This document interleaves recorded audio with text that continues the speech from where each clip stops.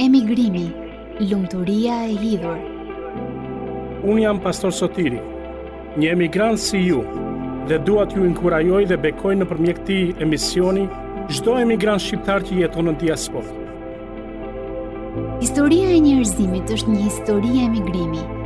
Por a ka një udhëzues për jetën e emigrim? Pse kemi mall për njerëzit dhe të afërmit tanë? Këto pyetje do të marrin përgjigje në një seri mesazhesh nga pastor Sotir Anagnosti. Të dielën në Radio 7 në orën 13 dhe 21. Përshëndetje miq të dashur, jemi së bashku në emisionin Emigrimi, lumturia e hidhur. Unë jam pastor Sotiri dhe sot do të flasim për një person i cili turma nuk e donte dhe që të gjithë njerëzit e përçmonin për shkak të pozitës së tij dhe punës së tij, por edhe gjithashtu mënyrës së jetesës së tij, dhe ai ishte drejtor i tatimeve. Titulli i mesazhit për sot është Sot, jo nesër, dhe është për të gjithë shtëpinë tënde. Zakeu, drejtori i tatimeve. Dua t'u bëj një pyetje sot. A është dikush këtu që sot gjithmonë thot, nesër do ta bëj atë, nesër do rregulloj gjërat dhe ka shpresën nesër do bëhen gjërat më mirë? Akoma dhe në marrëdhënie me Perëndin, nesër do të bëj, do të rregulloj marrëdhënie me Perëndin. Nesër unë do t'i hap zemrën Jezusit. Kur të jem më mirë, kur të rregullohet gjithçka, nesër. Apo pret që nesër diçka të ndryshojë në jetën tënde dhe të familjes tënde? Jezusi ama thot, jo nesër, sot. Dhe ai nuk po vjen vetëm tek ti. Ai po vjen në shtëpinë tënde. Prandaj qëndro së bashku me mua në këtë emision. Unë jam pastor Sotiri dhe besoj se ky predikim do të ndryshojë ditën tënde sot. Sot, jo nesër. Shpëtimi do të hyjë në shtëpinë tënde. Vëllezër dhe motra, sot do të shohim një histori që përmbyt çdo gjë që bota na mëson për suksesin, lumturinë dhe shpëtimin.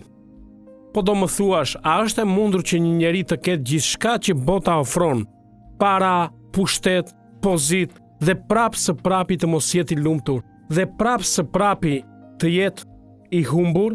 A jeti i madh në sytë të gjithëve, por në sytë e Perëndis ndoshta je i vogël? A jeti i suksesshëm në biznes, por nuk je i suksesshëm në familje? Në Bibël ka shembuj njerëzish të tillë.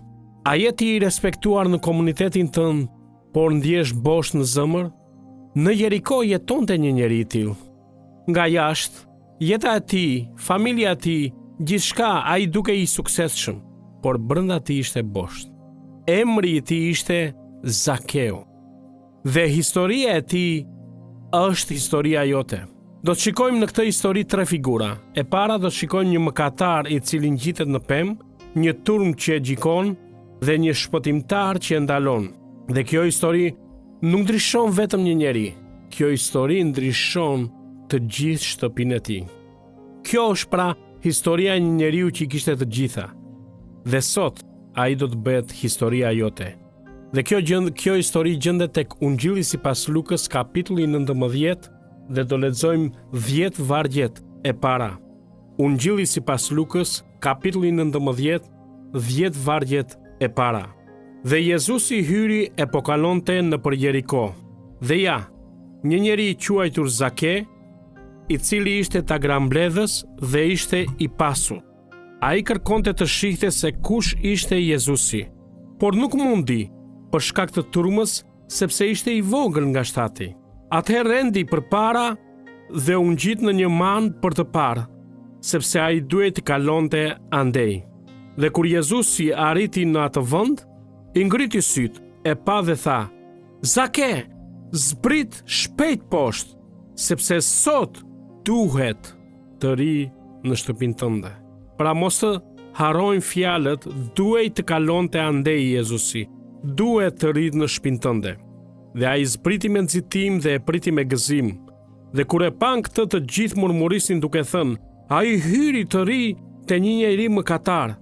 Dhe Zakeu u çua dhe i tha Zotit, ja Zot, unë po u jap të varfëve gjysmën e asaj që kam dhënë, Dhe po ti ke marrë ndonjë gjë ndokujt me mashtrim, do t'ja kthej 4 fish. Dhe Jezusi i tha: sot u bë shpëtim në këtë shtëpi, sepse edhe ky është bir i Abrahamit, sepse biri i njeriut erdhi të kërkojë dhe të shpëtojë atë që kishte humbur. Le të lutemi. O Ati dashur, ne të falenderojmë për Jezusin i cili po kalon në çdo qytet, kalon në çdo shtet, o Zot, në çdo kom, në çdo fis, o Zot. Akoma dhe në familjet tona, dhe ai ri jashtë derës dhe troket, o Zot. Dhe kush do ta hapi, ai do hyjë dhe do festojë me të.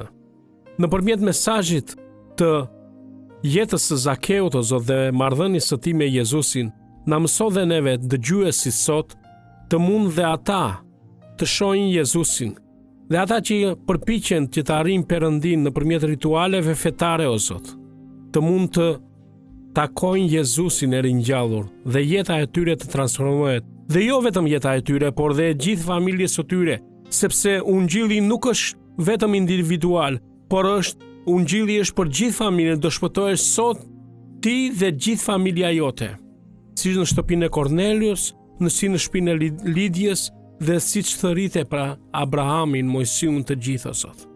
Prandaj lutemi, o Perëndi, ti njeh emrat e të gjithë dëgjuesve, të cilët e ndjekin emisionin e emigrimit, o Zot, edhe dëgjojnë fjalën tënde, o Zot. Ti e di ku janë ata tani, ndoshta janë në makinë, o Zot, ndoshta janë në emigrim, ndoshta janë në shtëpinë e tyre, në punën e tyre, dhe lutem, o Perëndi, që ti bekosh ata, o Zot, bekosh fjalën tënde, o Perëndi, dhe hapi zemrat e tyre, dhe zemrat tona që të dëgjojnë fjalën tënde këtë mëngjes, o Zot. Prandaj bekoje fjalën tënde. Ne të falenderojmë për të derë që ka hapur nëpërmjet radio dhe TV7 Albanis, o Zot, për shërbëtorët e tu që shërbejnë këtu, o Zot, nëpërmjet radios dhe televizionit, o Zot, që zëri tënd të arrijë në çdo cep dhe toka të mbushet me lavdin tënde, sepse fjala jote do të pushtojë gjithë tokën, o Zot. Shuna ke premtuar, o Perëndi, kur të gjithë do të dëgjojnë, dhe ne presim me shpresën që ti të kthesh përsëri, o Zot. Por ne duam derisa të kthesh, o Perëndi, gjithë shtëpia jon të jetë e plot në besim dhe në shpëtim, o Zot, siç ndodhi në shtëpinë e Zakeut. Prandaj bekoje fjalën tënde në zemrat tona. Në emrin e Krishtit lutemi. Amen. Amen, pra. Shikojmë, ndoshta dikush prej nesh që kemi shumë vite në besim, e kemi dëgjuar historinë e Zakeut. Ndoshta e ke dëgjuar nga fëmijëria. Ndoshta dini dhe këngën Zakeu ishte kaq i vogël, sa i vogël isha ai kur u ngjit në pemë, dhe vazhdon historia pra. E dini historinë. Por unë dua t'ju pyes diçka që t'ju tërheq vëmendjen. A i keni vërë re që Jezusi nuk tha sot Zakeu u shpëtua? A i tha diçka tjetër. A i tha sot shpëtimi hyri në këtë shtëpi. Ungjilli Lukës pra na paraqet këtë historinë e Zakeut. Po ta vërejmë, ndoshta të gjithë e din historinë e Zakeut dhe thon po Zakeu që u ngjit në pemë dhe ndaloi Jezusi dhe e thiri me emër dhe kështu Zakeu shpëtua. Por kjo histori është një histori plot kontraste. Dhe në këto kontraste ne do zbulojmë sot zemrën e ungjillit. Dhe le të kalojmë te kontrasti i parë. Zakeu për botën ishte i madh, po në sytë e Perëndis gjithashtu. A i bën përshtypje Perëndis pozita jote në komunitet? Zakeu ishte kryetari i tagramblecëve. Për shembull sot, në ditën e sotme, një drejtor tatimesh pra. Ishte drejtori i tatimeve sot. Kjo do thotë që ai ishte njeriu më i pasur në qytet. Dhe nga ana tjetër ai bashkëpunonte me romakët se si të ngrinin taksat. Dhe kishte autoritet, kishte pushtet. Kur ai hinte në një dhomë, të gjithë ngriheshin ose largoheshin, friksoheshin ose e shtynin. Dhe kur ai thoshte diçka, të gjithë e bënin, sidomos nënpunësit e tij. Por ai kishte një tëmet, ai ishte i shkurtër. Dhe kur Jezusi kalon për në Jeriko për të shkuar në Jeruzalem, ai nuk mund ta shihte Jezusin për shkak të turmës. Prandaj, këtë metaforë të Zakeut është një metaforë e bukur në Bibël, sepse kjo na përfaqëson gjendjen e shumë njerëzve sot. Ti ndoshta mund të jesh një kryetar, ti mund të jesh drejtor, ti mund të jesh president, ti mund të jesh kryetar partie, ti mund të jesh kryeministër, ti mund të jesh president, ti mund të jesh kryetar parlamenti, ti mund të jesh drejtor shkolle, ti mund të jesh, imagjinoni pra pozicionet më të larta në shoqëri dhe në institucione. Mund të kesh, ose kemi të rinjt, ti mund të kesh ndjekës me mira ndjekës në rrjetet sociale. Ti mund të jesh njeri i famshëm, këngëtar i famshëm, mund të jesh një futbollist i famshëm, mund të jesh i madh në sytë të gjithëve, por nga ana shpirtërore, ti je kaq i vogël sa nuk mund të shohësh Jezusin. Pse? Për shkak të turmës që ke mbledhur rreth jetës tënde. Para Jezusit titujt nuk kanë vlerë pra. Vetëm zemrën tënde shikon Jezusin. Vetëm zemrën tënde llogarit Jezusi. Dhe sot ka shumë njerëz që janë shumë të famshëm në botë, por janë të vegjël nga ana shpirtërore përpara Perëndis. Dhe unë dua të pyes në çfarë mënyre ti je i vogël para Perëndis. Edhe pse bota të vlerëson kaq shumë dhe që dukesh i madh. Pra kontrasti i madh është përpara botës ti je i madh dhe i famshëm, i pasur, i pushtetshëm, po në sytë e Perëndis nga ana shpirtërore mos ndoshta je i vogël. Kontrasti i dytë që shikojmë këtu është që turma e pengon Zakeun. Shikoni pak skenën. Turma është e ngarkuar. Të gjithë bërtasin pra, Hosana, i bekuar qoftë ai që vjen në emrin e Zotit, dhe Zakeu përpiqet t'i afrohet. Dhe ata e shtin. Ata i thon, "Ika këtu, tradhtar, ti që bashkëpunon me romakët, ti që na grabit dhe na zhvat me taksat. Ti nuk meriton të jesh këtu." Dhe pastaj ndodh diçka e pabesueshme. Jezusi ndalon. Gjithë turma dhe zërat heshtin. Të gjithë kthejnë kokën. Dhe Jezusi ngres sy lart drejt pemës dhe thot vetëm një fjalë. Zake! Nuk thot tradhtar, jo mëkatar, jo vjedhës, si turma bërtet, por emrin e tij, Zake! Kjo është bukuria e ungjillit, vëllezër dhe motra dhe miq të dashur, dëgjues kudo ku je. Turma të thot, "I këtej." Jezusi thot, "Eja këtu." Turma të gjikon të kaluarën tënde. Jezusi të sheh të ardhmen tënde. Turma mbyll dyert për ti. Jezusi të hap zemrën. Dhe kjo e vërtet është për ty, mik i dashur. Imagjino pak, në një sa njerëz janë sot në botë. Sa është turma njerëzore sot në mbar botën? Në një turmë me 8 miliard njerëz, Jezusi e di emrin tënd. Ai e di ku je, ku banon. Ai e di problemet e tua, ai e di çfarë ke kaluar dhe ai po të thret sot ti. Çfarë të pengon të afrohesh tek Jezusi sot? Kush të pengon të afrohesh tek Jezusi sot? Turma? Mendimet e tjerëve, çfarë do thot bota? Turpi për të kaluarën tënde? Pra, pam kontrastin e parë, i cili ishte ti je i madh ndoshta dhe i famshëm për botën, por i vogël nga ana shpirtërore përpara syve të Jezusit. Kontrasti i dytë që pam pra ishte që turma të pengon dhe Jezusi të thërret pra. Jezusi të afron. Kontrasti i tretë shikojmë që njeriu përpiqet të ngjitet, ndërkohë Perëndia ka zbritur në tokë. Shikoni pak. Zakeu ngjitet në pemë. Një njeri i pasur mund ta imagjinoni pak të ngjitet në një pemë. Është turp pra, të shohësh një njeri të pasur, një biznesmen të ngjitet në një pemë me gravatë, të ngjitet me një pemë. Ai bëri gjithçka që mundi për të arritur Jezusin. Ai u porul pra, u turpërua. Ai bëri gjithë përpjekje njerëzore që mundi. Dhe pastaj Jezusi thot diçka që përmbys gjithë fet e botës. Zake, zbrit shpejt poshtë, sepse sot më duhet të ri në shtëpinë tënde. Çfarë thot Ungjilli? Zbriti, Perëndia zbriti tek ti. Tek Ungjilli sipas Gjoni kapitulli 1 na thot atje që fjala është Perëndi dhe fjala u bë mish dhe banoi ndër ne. Zakeu kërkonte një pamje, të shikonte Jezusin. Dhe çfarë i ofron Jezusi? Praninë e tij. Pra njerëzit kërkojnë një pamje të Perëndisë, pash një vegim, pash Jezusin, Kur Jezusi premton, ose shumë herë dëgjoj lutje e Zot, eja këtu, eja me pranin tënde, kur Jezusi premton në fjalën e tij, thjesht duhet besim apo jo? Motër, vlla, mos u lut Jezus eja këtu me pranin tënde, sepse Jezusi thot ku janë 2 ose 3 të mbledhur në emrin tim, aty do të jem dhe unë, thjesht duhet të besosh. Dhe këtë nuk bëhet në takimet e lutjes së kishës ose kur mblidhen 2-3 veta për të lutur ose për të studiuar Biblën. Jezusi është aty pra. Jezusi dha një prani. Zakeu donte të kapte momentin, të kapte rastin. Jezusi ofron një jetë të tërë së bashku me të pra. Dhe të njëjtin gabim bëjmë dhe neve sot. Shumë njerëz sot përpiqen të arrijnë Perëndin me veprat e tyre. Përpiqeni pra të jeni të mirë. Përpiqeni të mbani rregullat, ritualet fetare. Përpiqeni pra të ngjiteni si Zakeu në pemën e përpjekjeve. Dhe shikojmë që shpëtimi i Zakeut ishte një nga ngjarjet goditëse në Ungjil. Dhe çfarë shikojmë tu? Shikojmë që Ungjilli na e tregon Jezusin i cili interesohet personalisht për çdo njeri pra, ishte personal. Ungjilli është personal në fillim pra. Zake thot, ky është paracaktimi pra. Ky është paracaktimi në doktrinë pra.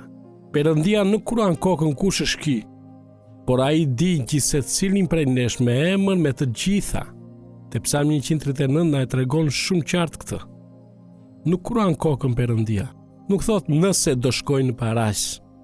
Po të bëj këtë, atëhere ndoshta do shkojnë në paraqs. Por ai premton sot me mua je në paraqs pra. Paracaktimi, providenca e Zotit. Mesazhi ishte urgjent, zbrit shpejt. Ishte për ulës poshtë. Ishte i menjëhershëm, mesazhi pra është i menjëhershëm. Sot thot. Ishte i qëndrueshëm pra. Më duhet të vi. Edhe këtu shikojmë paracaktimin. Më duhet të kaloj. Jezusi duhet të kalonte. Jezusi thot, më duhet të vi. Dhe bukuria është kur Perëndia prek jetën tënde, nuk të prek veten ti. Shpëtimi nuk prek veten ti, por prek dhe shtëpinë tënde. Pra, Ungjilli është shoqëror dhe familjar në shtëpinë tënde, i thot Jezusi. Zbrit unë po vi tek ti. Ky është Ungjilli, ky është hyri Perëndis. Perëndia i shenjtë vjen dhe zbret tek ne mëkatarët, tek ne pra. Pyetja është, apo përpiqesh të arrish Perëndin me përpjekjet e tua, apo do e lësh Jezusin të vijë dhe të zbresë në zemrën tënde dhe në jetën tënde? Çfarë po bën? Po përpiqesh të arrish Perëndin pra, me mirësinë tënde, me përpjekjet e tua, apo do lësh Jezusin të zbresë në jetën tënde? Pra, kontrasti i parë është i madh në sytë e botës, i vogël në sytë e Perëndis. Turma të largon, Jezusi të afron. Njeriu ngjitet, përpiqet që të arrijë Perëndin, Perëndia ndërkohë ka zbritur nëpërmjet Jezusit, i cili tha, kush më pa mua pa atin. Kontrasti 4. Shikojmë që Zakeu kishte duar apo jo? Duar që para se të njihte Jezusin, ato duar zhvasnin, merte. Të shikoni transformimin. Kontrasti pra, dora që merte, tani dora jep. Kjo është mrekulli vëllezër dhe motra. Zakeu zbret nga pema dhe ai thot diçka që askush nuk e priste.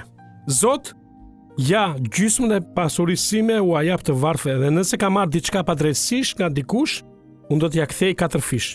Pse 4 fish? Lexojmë tek Eksodi kapitulli 22 vargu 1, që në qoftë se dikush vite diçka, ai duhet t'ja kthente 4 fish, 5 fish pra. Tek Eksodi kapitulli 22 vargu 1 pra. Para Jezusit pra Zakeu merte, pas Jezusit Zakeun e shikojnë që po jep. Gjysmën e pasurisime po ja jap të varfëve, thot. Te vargu 8.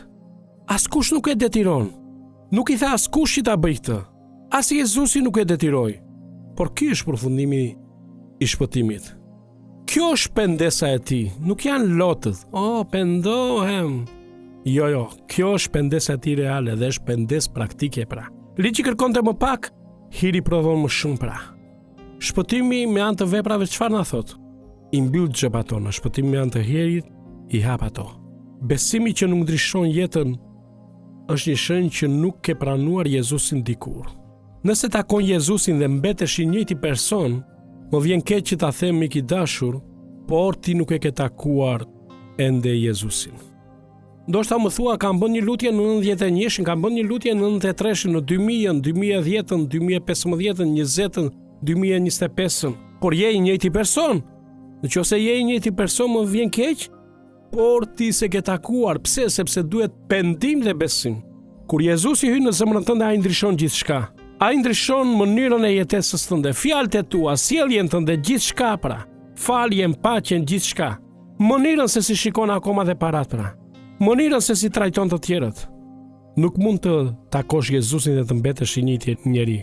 Nuk mund të thuash unë besoj dhe të vazhdosh të jetosh sikur nuk e ke njohur Jezusin.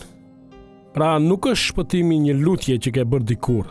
Shpëtimi është një jetë e ndryshuar.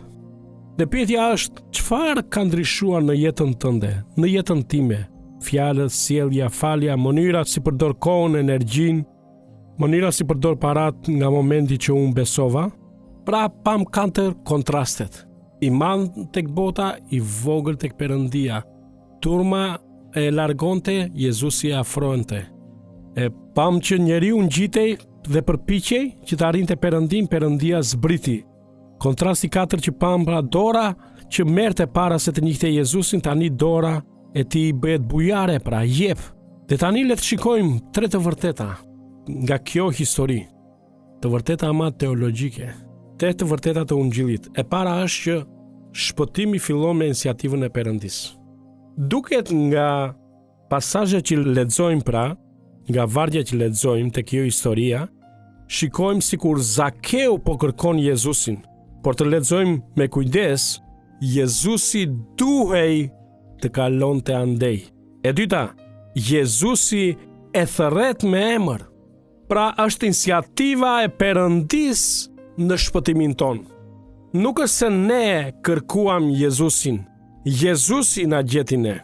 Kështu ndodhi me Abrahamin, e thërriti me emër, Mojsiun, kështu zgjodhi dhe dishepujt. Dhe Jezusi sot më duhet të ri në shtëpinë tënde pra. Më duhet të vi në shtëpinë tënde, i thot Jezusi i Zakeut. Akoma u tha dishepujve, nuk më zgjodhet ju mua, por unë ju zgjodhova juve. Tek Gjoni kapitulli 15. Pra çfarë na thon shpëtimi? Nuk fillon kur ti zgjedh Jezusin. Shpëtimi fillon kur Jezusi të zgjedh ty. Prandaj hulumto pak brenda teje. Të ka zgjedhur Jezusi? E dyta, shikojmë që pendesa e vërtet na jep drejtësi pra.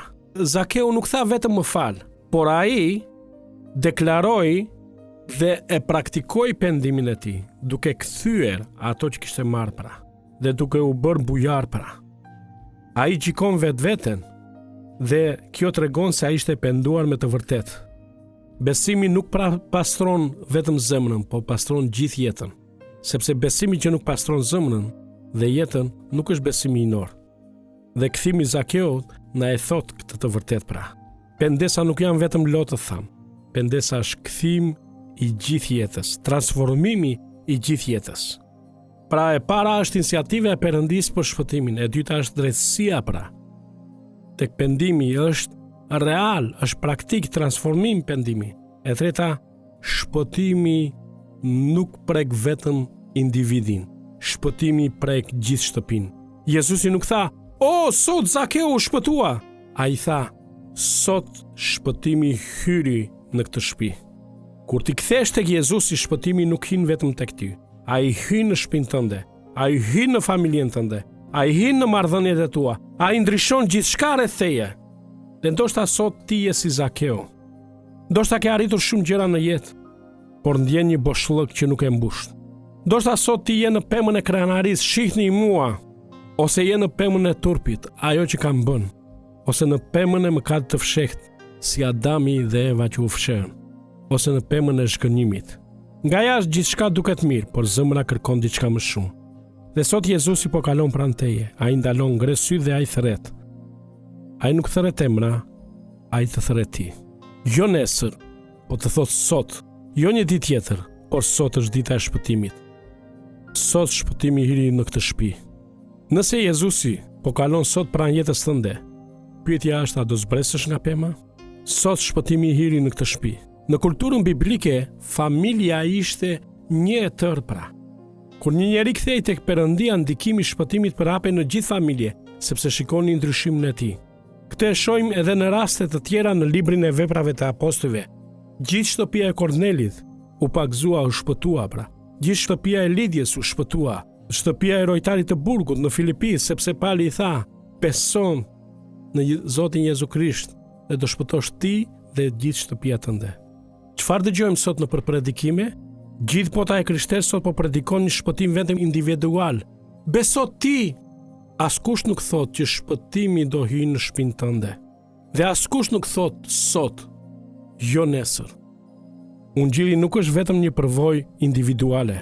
Ai është një bekim që hyn në shtëpi dhe prek marrëdhënie, drejtësinë, dashurinë. Dhe sot shpëtimi mund të hyjë në jetën tënde pra. Nuk është nevoja të bësh diçka të komplikuar.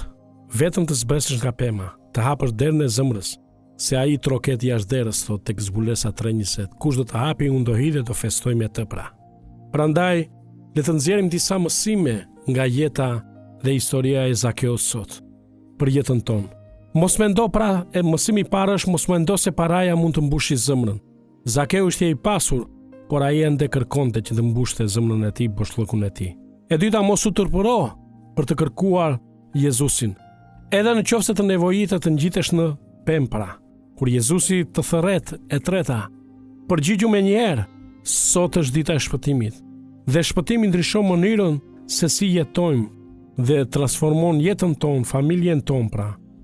Bëhemi nga kurnecër, bëhemi bujar. Një mesazh ki është dhe për administratën, të jenë bujar me qytetarët e tyre pra. Tjetra është shpëtimi ndryshon marrëdhëniet, ka nevojë për Jezusin pra. Ai kërkoi të rregullonte pa drejtësitë pra. Shpëtimi prek familjen. Shpëtimi është për çdo njeri, akoma dhe për ata që shoqëria i përjashton. Ndoshta sot je në një pemë pra, në pemën e suksesit, të krenarisë, në pemën e turpit, në pemën e mëkatit të fshehtë. Nga jashtë dukesh mirë, por dëgjoj zërin e Krishtit. Zbrit poshtë pra. Historia fillon me një njeri në një pemë, po përfundon me një shtëpi të mbushur me shpëtim. Turma shikon poshtë, Jezusi shikon lart. Turma pa një mëkatar, Jezusi pa një birë të Abrahamit. Dhe në qoftë se Jezusi do ndalonte para jetës tënde, ai përsëri do thërriste emrin tënd. Kjo është dita jote dhe shtëpisë tënde, mik i dashur. Kjo është shpresa jote dhe familjes tënde. Ky është momenti yt dhe shtëpisë tënde. Dhe një mesazh për prindrit sot. Dua të flas me prindrit sot pra. Ti që ke fëmijë që janë larguar nga Perëndia. Ti që lutesh çdo natë për burrin apo gruan tënde që të kthehet te Krishti. Ti që ke një shtëpi të ndarë, të divorcuar, të lënduar, të prishur. Dëgjoj premtimin e Perëndisë sot. Kur Jezusi hyn në jetën tënde, shpëtimi nuk do ndalojë tek ti. Ai do eci nëpër korridoret e shtëpisë tënde. Ai do preki zemrat e burrit tënd, të gruas tënde. Ai do preki zemrat e fëmijëve të tu. Ai do ndryshojë atmosferën e shtëpisë tënde, sepse Jezusi na thërret dhe do që sot të thotë të njëjtën gjë si tha për tek Zakeu, të shtëpia e Zakeut. Sot shpëtimi hyri në këtë shtëpi, në shtëpinë tënde. Jezusi është ndalur, po të shikon. Ka ngritur syt. Ai po të thërret me emrin e tij. Dhe ai pret vetëm një gjë prej teje. Zbrit. Jo nesër. Sot. Shpëtimi pra mund të hyjë në shtëpinë tënde. Sot. Jo nesër. Sot. Le të lutemi. O Atë, jemi mbledhur sot tu për të dëgjuar mesazhin që ti ke përgatitur për ne. O Atë, sot këtu mund të jetë dikush që dëgjon zërin tënd për herë të parë. Dikush që ka jetuar në pemën e turpit, në pemën e krenarisë, të famës, të mëkatit, dhe ndoshta mendon për shtëpinë e tij, gruan, burrin, fëmijët. Sot ai dëgjon zërin e Jezusit duke thërritur emrin e tij. Preki zemrat e dëgjuesve sot. Lejoje që ai të zbres pra Jezusi. Lejoje atë zemrën e dëgjuesit që të hapi zemrën. Lejo që shpëtimi të hyjë në shtëpinë e tij sot. Lutem për këtë sot dhe përgjirojmë. Të kem paqe me ti, të hapin dyert e shtëpisë së tyre, që Jezusi shpëtimtari, shpëtimi të hyjë në shtëpinë e tyre. Të gjitha këto unë t'i kërkoj në emrin e Jezusi shpëtimtari ton. Amin. Zoti të jetë së bashku me ti, mik i dashur, dhe mos haro, Jezusi është bariu i madh, i cili kërkon delen që ka humbur nga kopeja, dhe mund të jesh ti sot, siç isha unë në vitin 1991 dhe më gjeti. Sot është dita jote. Prandaj Gëzohu me Jezusin, lejoje të hyjë në zemrën tënde. I thuaj më fal. Eja në jetën time dhe në familjen time dhe bëu Zoti shpësime. Si Jozeu, sa për mua dhe për shtëpinë time, ne do të shërbejmë Zotit. Zoti të bekoj dhe të jetë së bashku me ti mik i dashur kudo që të jesh. Miru pafshim në emisionet e ardhshme. Shpresojmë që t'jeni inkurajuar nga mesazhi i sotëm. Nëse dëshironi më shumë informacion për besimin, dëshironi një Bibël apo po kërkoni një kishë lokale në vendin ku jetoni, mos nguroni të na kontaktoni në adresën info@radiovis7.net ose na telefononi në numrin 068 60 47 511. Gjithashtu na kontaktoni në rrjetet sociale, Facebook dhe Instagram me emrin Radio 7 Albania. Deri herën e ardhshme, bashkë miru dëgjofshëm.